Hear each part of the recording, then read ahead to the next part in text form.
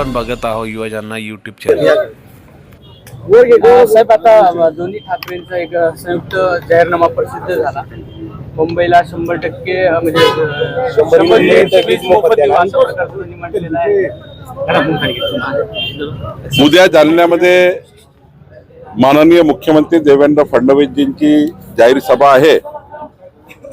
11 वाजता जालन्याला माननीय मुख्यमंत्री येत आहे आणि सोबतच जालन्यामध्ये माननीय रावसाहेब दानवेजी, बबनराव लोणीकरजी, कैलास गोरंट्यालजी, संतोष आबा दानवेजी, भास्कर आबा दानवेजी, आम्ही सर्व निवडणुकीची या ठिकाणी तयारी करतो आहे आणि मला विश्वास आहे की जालन्यामध्ये 2/3 बहुमताने प्रचंड मतदारांनी आमचं महापौर जालन्यामध्ये येईल आणि तशी तयारीची नियोजन आम्ही आज केलेलं आहे।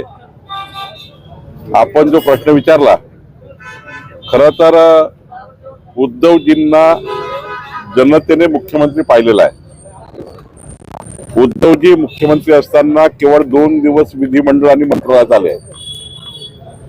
मुख्यमंत्री देवेंद्र फडणवीसजी आणि देवेंद्र फडणवीसजींनी केलेलं विकासाचं जे मॉडेल आहे ते कधी उद्धव ठाकरेजी पुढे नेऊ शकत नाही, उद्धव ठाकरेजी करू शकत नाही।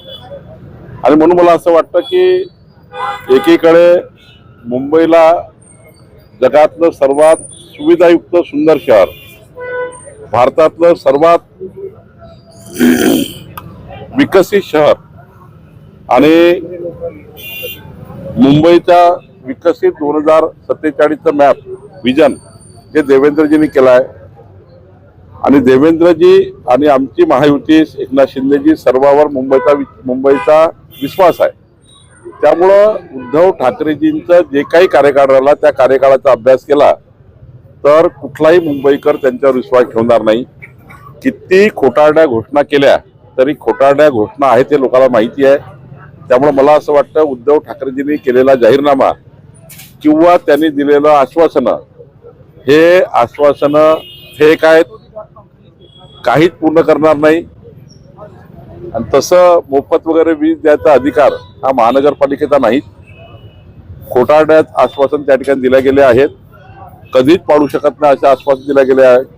25 वर्ष महापौर पदावर राहूनही जे लोक मुंबईला पुढे नेऊ शकले नाही, मुंबईला पुढे नेण्याकरता देवेंद्र फडणवीसांनाच यावं लागलं। खरं तर अशा लोकांवर मुंबईची जनता विश्वास ठेवणार नाही।